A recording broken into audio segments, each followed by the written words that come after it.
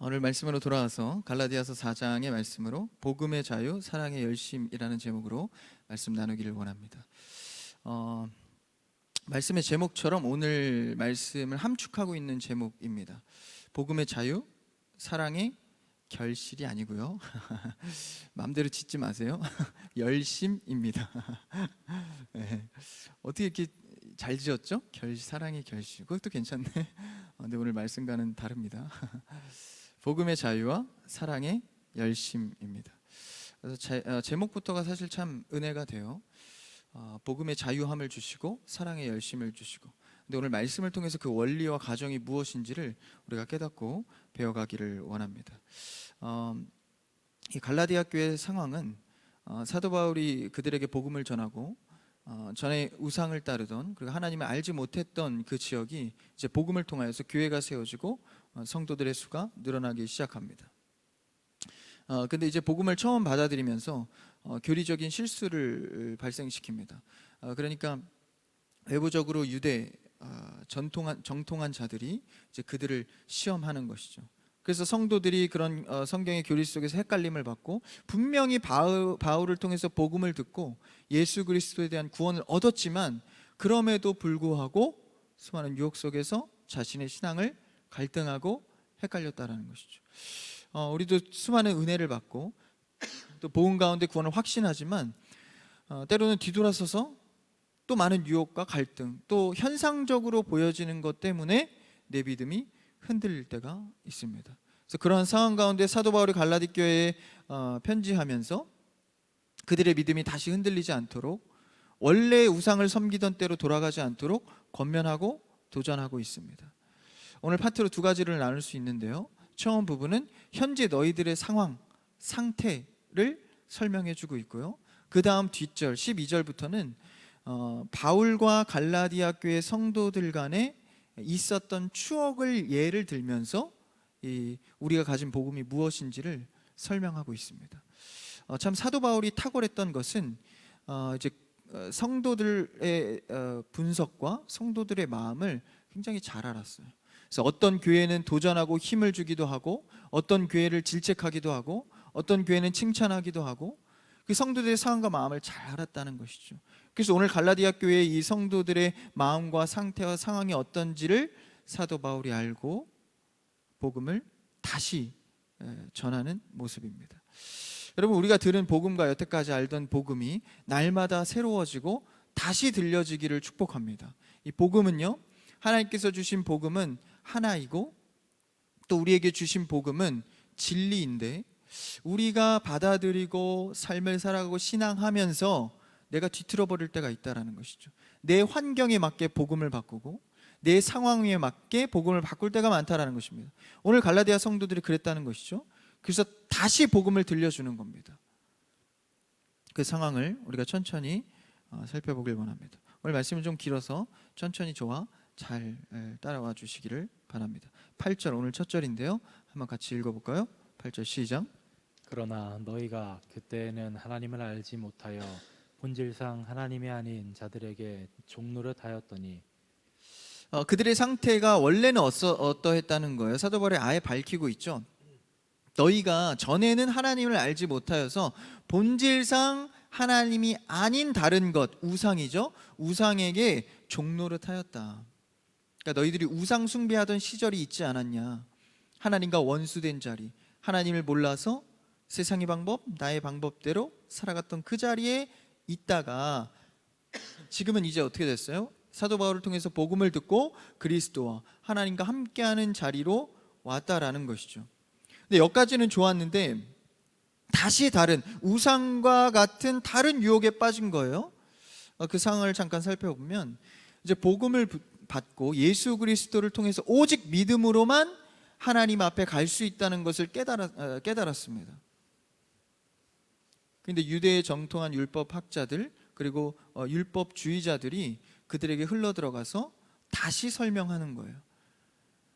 야, 사도 바울이라는 자가 너에게 복음을 알려줬어. 그리스도를 통해서 하나님께 간다. 그래, 좋아. 그 은혜 좋아. 근데 꼭 그걸로만 갈 수 있겠니? 그거 하나로 하나님 앞에 어떻게 은혜로만 갈 수 있겠니?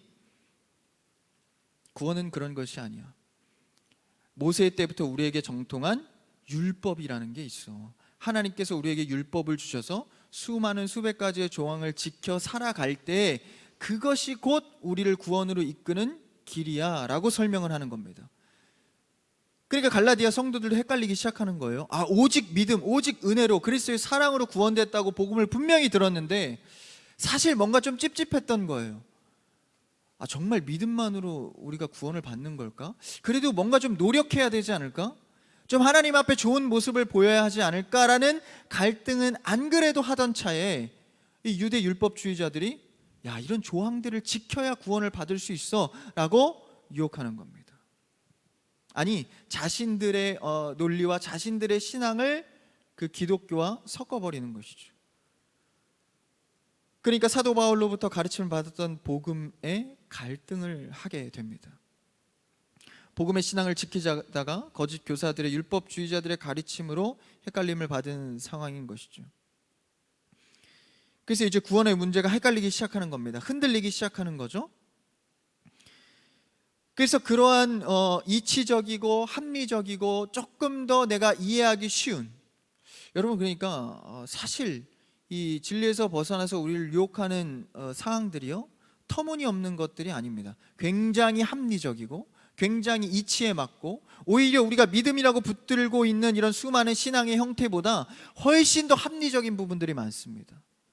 그러니까 헷갈리기 시작하는 것이죠. 내가 기도를 열심히만 하면, 열심히 공덕을 쌓으면 응답된다. 얼마나 합리적입니까?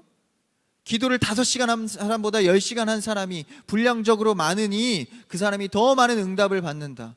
이치적이고 합리적인 신앙이 기독교 안에 섞였다라는 것이죠. 우리 한국 사회도 많이 다르지 않습니다.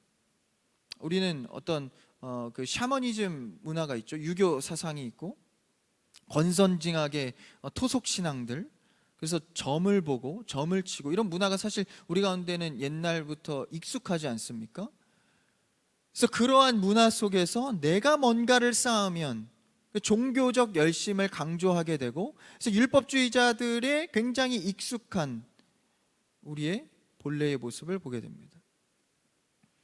그래서 우리가 신앙을 어떤 징벌적으로 인식하고, 잘못하면 벌을 받고 잘하면 상급을 받고, 그래서 율법주의의 열심을 강조하는 거죠. 열심을 강조하다 보면 어떻게 됩니까? 비교하게 됩니다. 누가 더 열심히 하는가? 경쟁하게 됩니다. 사회적 논리가 들어오죠. 그러면 결과 중심적인 논리에 빠지게 됩니다. 누가 더 많은 것을 받았는가? 그래서 이것을 종교적 열심으로 강조하다 보면 우리의 신앙이 그쪽으로 흘러가는 거예요. 굉장히 무서운 겁니다. 이 기독교와 혼합이 됐다라는 것이죠. 그런데 이 율법주의의 끝은 누구의 의가 있습니까? 율법주의의 끝은, 자기 열심의 끝은 결국 자기 의가 결과적으로 드러난다라는 것이죠. 내 열심, 내 결과, 그것이 곧 자기 공로를 받고 싶은 마음으로 결론 지어진다라는 것입니다. 사실 허무주의죠. 내가 노력해서 내가 받고 무엇을 추구하는 것입니까? 그래서 이 이야기를 사도 바울이 하고 있는 것이죠. 너희들이 그토록 은혜와 풍성한 예수 그리스도의 사랑으로 회복되고 구원을 얻었는데 다시 돌아가려 한다라는 것이죠. 9절을 한번 읽어볼까요? 그 말을 사도 바울이 하고 있습니다. 9절 시작. 이제는 너희가 하나님을 알 뿐 아니라 더욱이 하나님이 아신 바 되었거늘 어찌하여 다시 약하고 천박한 초등 학문으로 돌아가서 다시 그들에게 종노릇 하려 하느냐. 다시 돌아가서 종노릇 하려느냐. 너희가 우상에서 하나님을 알게 돼서 그리스도의 복음으로 들어왔는데 다시 또 종노릇 하려 하느냐. 하나님의 자녀의 신분에서 종의 신분으로 다시 돌아가려 하느냐라고 호소하고 있는 것이죠. 심지어는 뭐라고 말합니까? 약하고 천박하고 어리석은 초등학문으로 다시 돌아가려 하느냐라고 도전하고 있습니다. 여러분, 우리의 신앙이 샤머니즘이나 권선징악, 사회적 신앙심으로 쌓아지는 것이 아니라 예수 그리스도의 은혜로 쌓여지는 축복이 있기를 바랍니다. 예수 그리스도로 우리는 구원 얻는다라는 것이죠. 그런데 실제 현실의 삶에서 부딪히는 것들이 생기다 보면 이런 율법주의적인 신앙으로 갈 때가 있다는 거. 오늘날 우리에게도 마찬가지입니다. 이 초등학문은 무엇입니까? 어릴 때 배우는 거죠. 어릴 때 배우는 그 개념만으로 그거를 위해서 배우는 겁니까? 그냥 그거를 통해서 내가 배운 것을 통해서 직장을 갖고 사람들과 관계하고 말을 하고 표현을 하고, 그런데 말을 하고 표현하고 자유함 속에 그 배운 것을 나아가는 형태가 아니라 아직 돌아가서 초등학문의 수준에 머물러 있다라는 것이죠. 강하게 권고하고 있습니다. 거기서 벗어나게 해서 자유함을 주었는데 어찌 보면 사도 바울의 입장에서는 배신감이죠. 그 좋은 복음을 너희에게 주었는데 다시 돌아가는, 이 사도 바울이 준 복음은 이 진리의 고상함이 있습니다. 여러분, 진리는 굉장히 고상합니다. 그래서 세상이 줄 수 없는 지식이기 때문에 세상의 합리성과는 조금 구별이 됩니다. 익숙하지가 않죠. 그래서 그 고상한 진리를 통하여서 예수 그리스도를 통하여서 하나님께 가는데, 너희가 시작한 그 신앙심, 열심은 단순한 그 율법은 발판에 불과한 것이죠. 율법주의로 시작한 것이 결국은 예수 그리스도를 바라게 되고 예수 그리스도가 이 땅 가운데 오셔서 그를 통해서 하나님 구원을 얻지 않습니까? 그런데 아직도 그 율법 유대주의의 그 발판에 멈춰져 있다는 것이죠. 발판을 딛고 앞으로 나아가야 되지 않습니까? 발판만 딛고 서 있는 겁니다. 이것이 마치 진리인 양 처음으로 돌아가 버렸다라는 것입니다. 그래서 우리 신앙도 마찬가지죠. 처음에는요, 믿으면 하나님이 은혜 많이 주십니다. 기도하면 응답도 잘 되고요. 그래서 그런 은혜로 눈에 보여지는 걸로 아직 어릴 때에, 믿음이 어릴 때에 그런 신비한 기적도 주시고 알게 하시고 보여주시고 깨닫게 하시고, 근데 그 뒤에는 뭐예요? 그걸 통해서 이제 예수 그리스도의 진리를 알아가는 겁니다. 근데 아직도 이 처음 해준 은혜에만 머물러 있는 거예요. 야, 신기하다. 기도가 응답이 되네. 내 삶이 풀려가네. 아직 여기 머물러 있는 겁니다. 더 열심히 열심만 내는 거예요. 그 은혜를 허락하신 그 뒤에 계신 예수 그리스도를 알기보다 아직 초등학문에 머물러 있구나라고 표현을 하고 있습니다. 그래서 그들의 신앙이 어떤 주의에 빠집니까? 그 다음 주 10절을 한번 읽어볼까요? 시작. 너희가 날과 달과 절기와 해를 삼가 지키니. 여기서 날과 달과 절기 해를 지켰다는 것은 그냥 날이 지나갔다라는 게 아니라 예식과 절기를 지키고 있었다라는 것이죠. 그러니까 이것이 마치 구원인 양. 그러니까 내가 드리는 신앙심, 열심, 이것이 진리인 양 따르고 있다라는 것입니다. 그러니까 우리도요, 여러분, 예배 드리면 천국 갑니까? 헷갈려요. 예배 드리면 천국 가나요? 교회 나오면 천국 갑니까? 예배 드리고 교회 나오는 건 어떤 표현입니까? 사실 예수 그리스도를 알고 예수 그리스도를 만나는 건 아닙니까? 예수 그리스도를 통해서 가는 것이죠. 그런데 우리는 내가 그냥 오늘 예배 드렸다, 출석했다, 내가 기도해 봤다, 응답 받아 봤다, 이것으로 나의 신앙이 다 채워진 것으로 착각한다라는 것이죠. 그래서 이것이 마치 구원인 양 그렇게 율법주의적으로 신앙을 하고 있다라는 것입니다. 그러니까 이런 신앙 속에서는 예수 믿고도 점치러 가는 거예요. 여러분 주변에 점 보러 가는 사람들 많이 있죠? 제 주변에도 있던데, 심지어는요, 믿는 사람도 점치러 가요. 그래서 전사님 요새 누가 점을 칩니까? 밖에 나가 보세요. 점집들이 있죠. 그 안 망하는 이유가 뭐예요? 사람들이 많이 가니까. 권사님, 집사님도 3, 4 모여서 점치러 가자. 근데 그게 왜 그래요? 눈에 보여지는 거, 빨리 알고 싶어, 잡고 싶어, 눈에 보여지는 것이 신앙인 줄 아는 겁니다. 도마는 예수 그리스도를 보고도 믿지 못하여서 만져보죠. 예수님 뭐라고 하시죠? 보지 않고 믿는 자가 복되다. 진짜는, 진리는 하나님께서 어떤 영으로 보이지 않는 것으로, 그렇죠? 우리가 무엇을 믿고 있냐라는 거죠. 내가 보았든 보지 못했든 만졌든 만지지 못했든 하나님 안에서 예수 그리스도를 알아가고 있는가, 만나가고 있는가. 그래서 예수 믿고도 점치러 가요. 그런 모습들이 다 어디서 흘러나온 겁니까? 나의 의, 결국 율법주의입니다. 뭔가를 지키고 행했을 때 그것의 결과로 보상을 받은 권선징악의 토속 신앙인 것이죠. 그것을 사도 바울이 계속해서 지적하고 있는 거예요. 그래서 심지어 뭐라고까지 말합니까? 11절입니다. 다음 절 시작. 내가 너희를 위하여 수고한 것이 헛될까 두려워하노라. 굉장히 무서운 말입니다. 내가 너희를 위하여 수고한 것이, 이 복음의 전달이 헛될까 두려워하노라. 복음에서 다시 종노릇하는 우상의 형태로 돌아간 너희의 율법주의가 다시 회복되지 않고 그대로 머물러 있을까 봐 두렵다라는 것입니다. 사도 바울이 성도를 생각하는 마음이 어느 정도인지 이런 말씀을 통해서 알 수 있는 것이죠.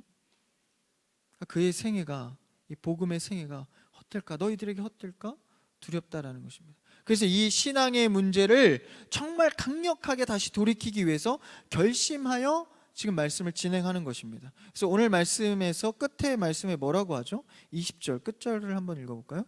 20절 성경책으로 봐도 되겠습니다. 시작. 내가 이제라도 너희와 함께 있어 내 언성을 높이려 함은 너희에 대하여 의욕이 있습니다. 내가 너희와 함께 있어 내가 언성을 높인다. 이거 화낸다라는 뜻은 아닙니다. 내가 강조하고 너희에게 이것을 꼭 돌이키기로 결심한다라는 결단을 말합니다. 그래서 바로잡기 위해서 이제 그 갈라디아 성도들과 이제 사도 바울과 이제 예전에 복음을 나눌 때 있었던 그런 추억 하나를 꺼내듭니다. 그래서 이것을 예를 들어서 이제 복음으로 다시 설득하는 모습을 봅니다. 한번 12절을, 그 시작이 이제 12절부터의 단락인데요. 한번 12절을 읽어볼까요? 같이 시작. 형제들아, 내가 너희와 같이 되었은즉 너희도 나와 같이 되기를 구하노라. 너희가 내게 해롭게 하지 아니하였느냐. 12절 말씀을 이해하기가 조금 어렵습니다. 좀 세 문장으로 조금 끊어봐야 되는데요. 처음에 12절에 보니까 형제들아 내가 너희와 같이 되었은즉, 그러니까 이 성도들에게 형제들아 라고 하면서 벌써 하나님의 자녀라는 것을 인식을 하면서 부릅니다. 형제들아 내가 너희와 같이 되었다. 그러니까 전에는 사도 바울이 예수 그리스도를 만나기 전에는 뭐에 능통한 자였죠? 유대 율법에 능통한 자였습니다. 이들보다 훨씬 더 능통한 자였어요. 그의 학파는 당시의 최고의 문학인 가말리엘 학파였습니다. 지금으로 말하자면 최고의 탑 배움을 받는 자였죠. 그런 율법주의자였던 자가 바로 사도 바울이었다는 거예요. 나도 너희와 같이 그런 시절이 있었다. 그 문장으로 시작을 하죠. 그런데 너희도 나와 같이 되기를 구하노라. 다시 내가 예수 그리스도를 다메섹 도상에서 만나서 이제 나의 율법으로 구원을 얻는 것이 아니라 예수 그리스도의 은혜로 구원을 얻는 거구나를 깨닫고 나서, 그렇죠? 이제는 그들을 핍박하는 자가 아니라 전도하고 예수 그리스도를 전하는 자로 바뀌었다라는 것이죠. 그래서 너희도 나와 같이 되기를 원한다. 나도 그 마음 잘 안다는 거예요. 겪어봤으니까 사도 바울이, 그렇죠? 그리고 세 번째 문장에서 뭐라고 합니까? 조금 의아한데요. 너희가 내게 해롭게 하지 아니하였느니라. 좀 갑자기 이상한 말을 해요. 갈라디아 성도들이 사도 바울에게 해롭게 하지 않았대요. 이게 조금 무슨 말인지 문맥이 좀 이해가 안 갑니다. 그런데 13절에 힌트가 있죠. 그 뒷절을 한번 읽어볼까요? 시작. 내가 처음에 육체의 약함으로 말미암아 너희에게 복음을 전한 것을 너희가 아는 바라. 사도 바울에는 그 가시가 있었습니다. 몸에 가시가. 그러니까 아픔이 있었다는 거죠. 육체적 질병이 있었다는 거예요. 그가 이제 노쇠하여서 마지막 성경을 쓸 때 이 대피를 시키죠. 자기가 쓰지 못합니다. 마지막 성경을. 그 이유는 이 몸에 가시였던 바로 눈의 건강을 잃었기 때문입니다. 그래서 점점 보이지 않아서 이제 나중에는 글도 쓰지 못할 정도로, 그래서 그런 눈의 질병이 있었기 때문에 그것이 사도 바울의 몸에 가시였다는 거예요. 그 아픔이 있었다는 겁니다. 육체에. 그래서 그것을 갈라디아 성도들도 알았다는 거예요. 그래서 13절에 육체의 약함으로 말미암아 너희에게 복음을 전한 것을 너희가 알지 않냐. 내가 눈이 멀어서 잘 보이지 않는 상황에서 복음 전한 거 알지 않냐. 그런 상황에서 12절 다시 돌아가서 너희가 나를 해롭게 하지 아니하였다. 그러니까 이 말이 무슨 말이냐면 이제 유대 고대에는 이제 눈이 멀어서 앞이 보이지 않으면 지금은 뭐 질병이고 치료하고 불쌍히 여기지만 당시는 그렇지 않았습니다. 태어날 때나 이렇게 눈이 멀게 되면 하나님의 저주라고 생각했습니다. 당시의 문화색이요. 그리고 심지어는 하나님을 믿는 자들이 유대인들이 아니어도 이방인들도 눈이 먼 자들은 신의 저주를 받았다. 그러니까 눈이 먼 자를 보면 당연한 그때 당시의 관습의 이해는 저주를 받아서 그렇구나 라고 생각했다라는 것이죠. 그래서 그 자를 출교하거나 그 저주받는 자를 멀리하고 내쫓고 했다라는 거예요. 근데 사도 바울이 어떻게 됐다고? 눈이 멀었다는 거예요. 그 눈이 멀은 상태에서 복음을 전한다. 그때 당시의 문화의 생각으로 어떻겠습니까? 야, 하나님의 저주를 받은 자가 무슨 복음을 전해?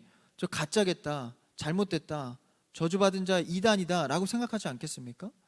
근데 그가 눈에 보이지 않는 병을 얻고도 복음을 전했을 때 12절로 돌아와서 너희가 나를 해롭게 하지 아니하였다. 쫓아내지 않았다. 거부하지 않았다. 저주라고 생각하지 않았다. 왜? 질병의 고통과 율법주의의 행함보다, 눈이 먼 것보다 예수 그리스도의 복음의 은혜가 더 크기 때문에 그것을 뛰어넘는 무언가가 있었다라는 것입니다. 당시의 관습도 문화도 사람들의 상황도 뛰어넘는 복음을 받아들이니까 저주의 대상도 사랑의 대상으로 바뀌었다라는 거예요. 그래서 심지어 어떻게 합니까? 그 다음 절 14절을 읽어볼까요? 14절 시작. 너희를 시험하는 것이 내 육체에 있으되 이것을 너희가 업신여기지도 아니하며 버리지도 아니하고 오직 나를 하나님의 천사와 같이 또는 그리스도 예수와 같이 영접하였도다. 이제 이 말씀이 무엇인지 드디어 이해가 가죠? 14절에 너희를 시험하는 것, 뭡니까? 사도 바울이 눈이 멀어서 저주받았다고 칭함을 받는 것이 그들에게 얼마나 시험거리겠어요. 야, 우리가 저를 통해서 믿음을 얻었는데 저 사람이 저주를 받았다고 생각하면 우리에게 시험거리였을 텐데, 그렇지 않고 너희가 업신여기지도 않고 버리지도 않고 내쫓지도 않고 오직 사도 바울 나를 하나님의 천사와 같이 예수 그리스도와 같이 영접하였다라는 것입니다. 복음이 들어온 자는 세상의 관습과 세상의 시선을 뛰어넘어서 사랑에 열심을 내게 되어 있다는 것입니다. 이게 바로 복음이 주는 자유요, 오늘 말씀 제목처럼 사랑의 열심입니다. 다시 말하면 복음이 들어간 자는, 예수 그리스도의 복음을 받아들인 자는 삶의 자유함이 있고 세상의 관습에서 벗어나서 그리스도의 은혜로 살 수 있으며 그것은 곧 사랑의 열심이다라는 것이죠. 그들의 열심은 무엇이었습니까? 내가 어떻게 하면 내가 어떻게 하면 잘 살까? 내가 어떻게 하면 좀 탁월해질까? 그런데 실제 진짜 복음을 받아들여져 보면 오직 열심은 사랑에만 내게 되어 있다는 것입니다. 여러분의 하는 일과 사역과 봉사와 모든 신앙이 주를 사랑하여서, 교회를 사랑하여서, 복음을 사랑하여서 하는 일이 되기를 축복합니다. 여러분, 은사보다 뭐가 앞서죠? 직분이 앞섭니다. 직분보다 뭐가 앞서죠? 소명이 앞섭니다. 소명보다 뭐가 앞서야 합니까? 사랑이 앞서야 합니다. 예수 그리스도의 사랑으로 사역하지 않으면 소명도 직분도 은사도 아무것도 아니다라는 것이죠. 아무리 좋은 직분을 받아도, 좋은 은사, 나에게 재능이 있어도, 아무리 주의 부르심을 받아도 사랑이 없으면 그것은 뭐로부터 시작합니까? 예수 그리스도의 복음으로부터 시작합니다.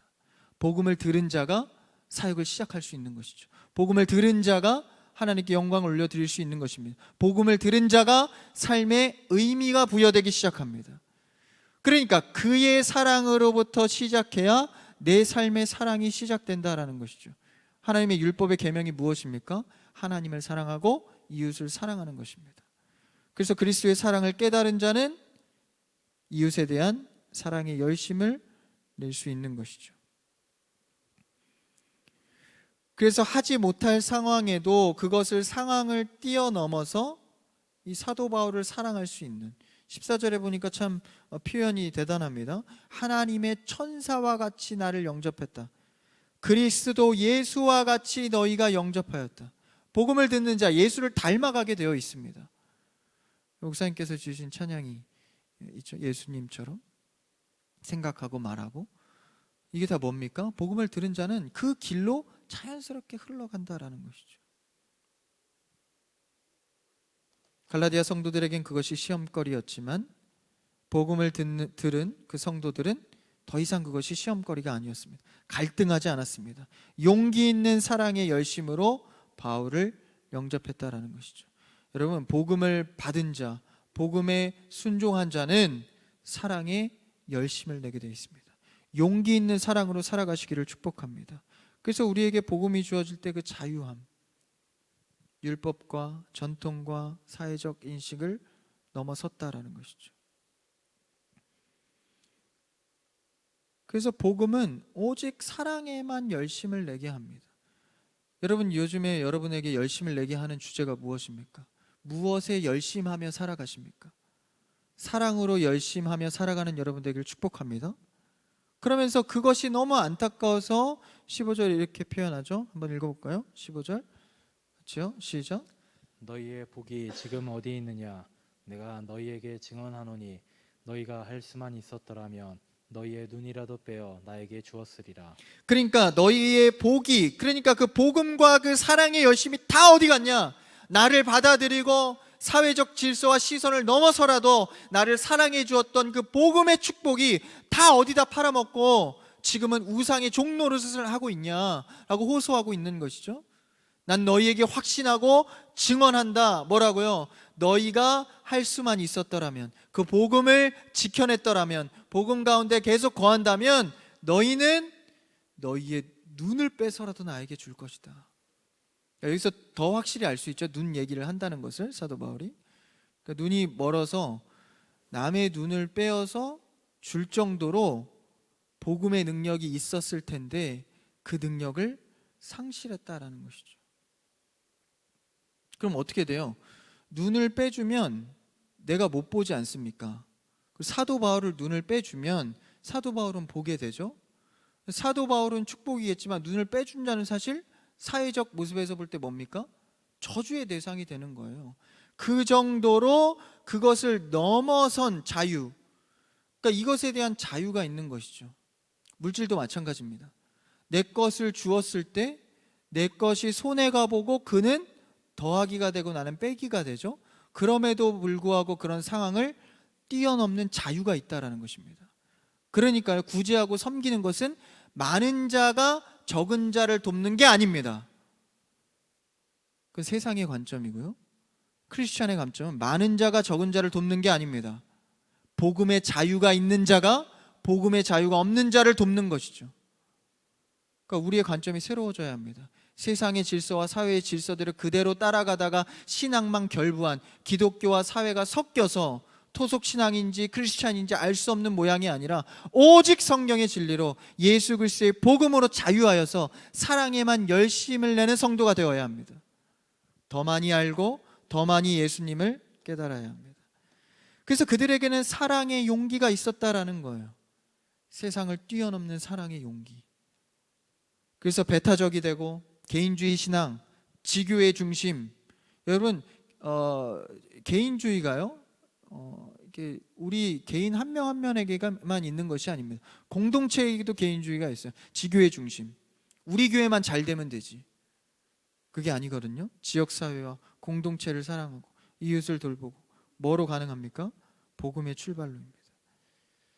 그러면 그렇게 거짓 교사들이 그런 율법을 지켜야 구원을 얻는다라는 그런 강력한 이 설득을 할 때 사실 그 율법주의자들의 마음속이 어떠한지 사도 바울이 그것을 고발하고 있습니다.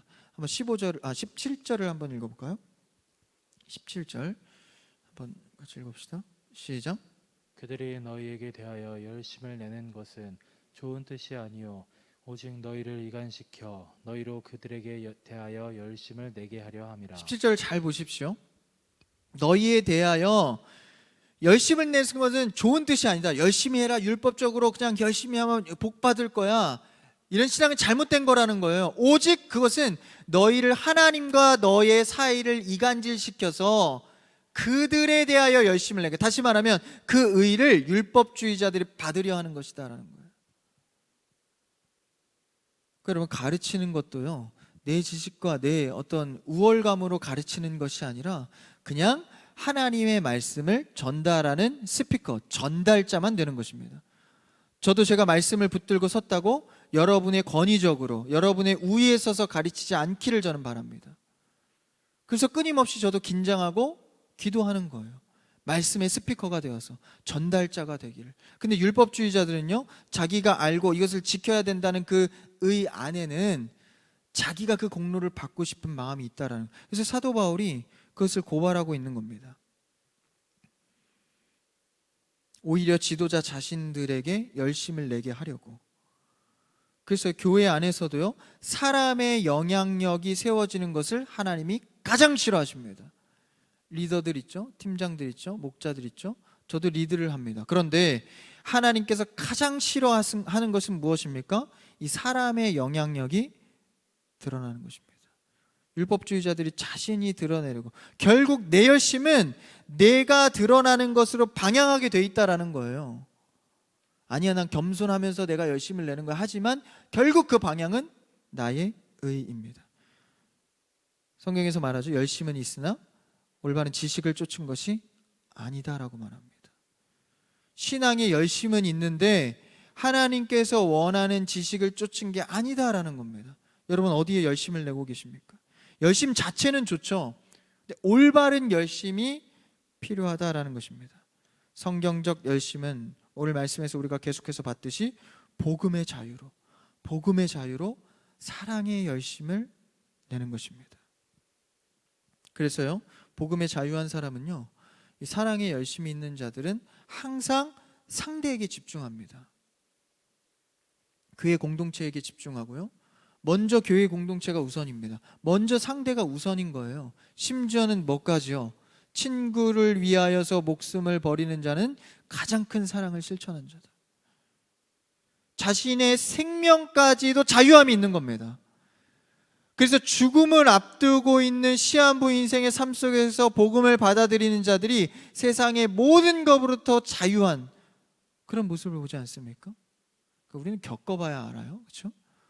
이게 내 생명 별거 아니구나, 이런 걸 좀 깨달아 봐야 이 좀 자유함이 생깁니다. 그래서 내가 아닌 상대에게 집중하게 되고 사랑에 열심을 내게 된다라는 것이죠. 여러분, 사랑에만 열심 내는 여러분 되기를 축복합니다. 이 열심은 예수 그리스도의 사랑으로 비롯된 거예요. 그래서 18절에 뭐라고 합니까? 18절 읽어볼까요? 18절 시작. 좋은 일에 대하여 열심으로 사모함을 받음은 내가 너희를 대하였을 때뿐 아니라 언제든지 좋으니라. 좋은 일에 대하여 열심으로 사모함을 받음, 이게 뭡니까? 예수 그리스도의 사랑의 열심을 말합니다. 그래서 이 19절에 아주 중요한 얘기를 합니다. 한번 읽어볼까요? 19절 시작. 나의 자녀들아, 너희 속에 그리스도의 형상을 이루기까지 다시 너희를 위하여 해산하는 수고를 하노니. 앞에서 막 어리석다, 막 약하다, 초등학문에 돌아가냐, 막 이러고 이제 갑자기 나의 자녀들아 왔다 갔다 하는 겁니까? 아니죠. 사도 바울이 굉장히 탁월합니다. 그럼에도 불구하고 내가 너를 인식하는 것은 자녀다. 신앙에서 흔들릴 수 있습니다. 때로는 우상을 섬길 수도 있습니다. 때로는 율법주의적으로 갈 수도 있습니다. 그러나 여전히도 우리는 하나님의 자녀입니다. 나의 자녀들아, 너희 속에 그리스도의 형상을 이루기까지, 진행형이죠. 신앙을 만들어져 가는 겁니다. 이루기까지. 그래서 신앙에는 두 가지가 있습니다. 임의와 아직이 있죠. 임의는 뭐예요? 구원의 승리를 이미 받은 겁니다. 아직은 예수 그리스도가 다시 오실 때까지 우리가 만들어가는 것이에요. 내 삶의 종말을 향해서 갈 때까지 아직 구원이 있습니다. 그래서 만들어가는 것이죠. 그 속에서 형상을 이루기까지 다시 너희를 위하여 사도 바울은 해산하는 수고를 아끼지 않겠다. 복음 전하는데 맨날 매 맞고 돌 맞고 죽어도 그 다음날 일어나서 다시 복음 전하고, 거의 반정신 나간 그런 상태로 복음 전하는데, 갈라디아 교회 성도들이 그렇게 복음을 전하고 다시 세워졌는데도 율법학자들, 우상도 아니에요, 율법학자들에게 유혹을 받을 때 넘어간 것을 보고 저 같으면 이 정도면 니네 알아서 해라 근데 그렇지 않죠. 다시 너희를 위하여 해산하는 수고를 하겠다. 이게 왜 그렇습니까? 사도 바울이 복음에 흔들리지 않는 자유가 있기 때문입니다. 복음의 자유로 사랑에 열심을 내고 있는 거죠. 지치지 않는 겁니다. 여러분, 사역하다 지치십니까? 봉사하다 1년, 2년만 되면 매너리즘에 빠지십니까? 지치지 않는 방법은 오직 복음에 자유하여 사랑에 열심을 내는 일입니다. 여러분, 봉사하다 힘드시면요, 사랑하십시오. 서로 위해 주십시오. 위로하시고 같이 울어주시고 기도하십시오. 그것만이 그를 살리는 길입니다. 매너리즘에서 회복할 수 있는 길은 사랑에 열심을 내는 것입니다. 말씀 듣고 예배 드렸다면 적용하셔야죠. 사랑하시기를 축복합니다. 그래서 어디까지요? 해산의 수고를 아끼지 않겠다라는 거예요. 청년이라 저도 그렇고 해산의 고통을 잘 모르는데 우리가 통상적으로는 알죠. 그래서 막 창자가 끊어지는 고통이라고 하더라고요. 그래서 해산의 고통의 그 수고를 하겠다라는 거예요. 내 창자가 배가 끊어지더라도 너의 복음을 놓치지 않고 그 길로 회복하겠다라는 거예요. 해산의 고통. 우리 집사님이 자녀들 4명 나셨죠. 저분은 잘 모르세요. 4분 다 제왕절개를 해서 4명. 해산의 고통의 수고를 아끼지 않겠다라는 거예요. 여러분 어떤 수고를 아끼지 않습니까? 사랑의 열심을 내기 위해서. 근데 저는 전 남자입니다. 임신을 못하니까. 근데 이렇다 그래요. 배가 불러서 애를 낳지 않습니까?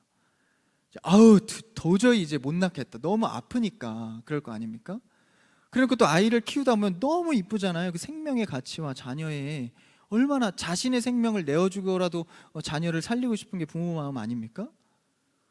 그 생명의 가치가 귀하니까 해산의 고통을 잊는 거예요. 제왕절개에서 잊는 게 아니라 그 생명의 가치가 고통보다 생명의 가치가 더 큰 겁니다. 그러니까 둘째를 낳고 셋째를 낳고 너무 많이 나신 것 같아요.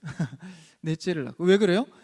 해산의 고통이 있어도 생명의 가치가 귀하기 때문에 그 고통을 뛰어넘는 겁니다. 우리의 삶에 고통과 힘듦과 질고와 무게와 짐이 있지만 복음을 통하여서 생명의 자유함과 사랑에 열심이 있으면 삶의 고통과 무게가 자유해지고 가벼워진다라는 거예요. 수고하고 무거운 짐진 자들아 다 내게로 오라. 내게 와서 배우라. 내게 와서 배우면 쉽고 짐이 가볍다라는 겁니다. 예수 그리스도의 사랑으로 살아가는 여러분 되기를 축복합니다. 그래서 우리는 모든 일을 감당하든지 우리의 근본은 뭡니까? 복음과 사랑이 되어야 합니다. 복음 때문에 행하는 것이 되어야 하고 사랑 때문에 희생하는 것이 되어야 합니다. 그럴 때 우리의 삶은 생각보다 어려움으로 가는 것이 아니라 가벼워진다라는 거예요. 많이 가질수록 가벼워질까요? 내 마음이? 실제 많이 가질수록 내 마음 무거워질 뿐이죠. 가져도 채워지지 않아서 마약에 손을 대고 불법한 것에 손을 대고 더 자극적인 것에 손을 대는 것입니다. 우리는 많든지 적든지 복음과 사랑 안에서 할 때만이 자유함이 있습니다. 돈을 많이 버십시오. 돈을 적게 번다 해도 실족하지 마십시오. 많든지 적든지 복음 안에서 자유하시고 사랑에 열심을 내면 그 세상의 이치와 합리적인 것과 율법주의에 흔들리지 않는다는 것입니다. 하나님께서 저에게 주신 은사와 사랑의 은사가 있습니다. 저는 영혼을 사랑하고 그 소명을 받아 걸어가기 때문에 사실 저는 이런 물질관 이런 것에 대해서 앞으로는 또 어떨지 모르겠어요. 현재 저는 자유합니다. 전세에 돈이 없으니까 그렇죠. 좀 있으면 아닐걸요. 물질관 자체가 그렇다는 거예요. 많든 적든 말입니다. 말씀을 정리합니다. 여러분 우리 말씀의 제목처럼 복음 가운데 자유하시고 사랑에 열심히 있기를 바랍니다. 사도 바울은 갈라디아 성도들에게 아무리 우상 가운데 다시 종로로 타였지만 해산의 고통의 수고를 아끼지 않고 그들을 다시 복음의 자리로 회복하기를 원하였습니다. 이것은 사도 바울에게 복음의 자유가 있었고 사랑의 열심에 삶을 드리고 있었기 때문입니다. 우리는 율법주의자들의 가르침처럼 나의 의와 나의 노력으로 신앙하는 것이 아니라 예수 그리스도의 은혜로 복음의 자유로 사랑의 열심을 내는 한 주와 여러분의 삶이 되기를 주님의 이름으로 축복합니다.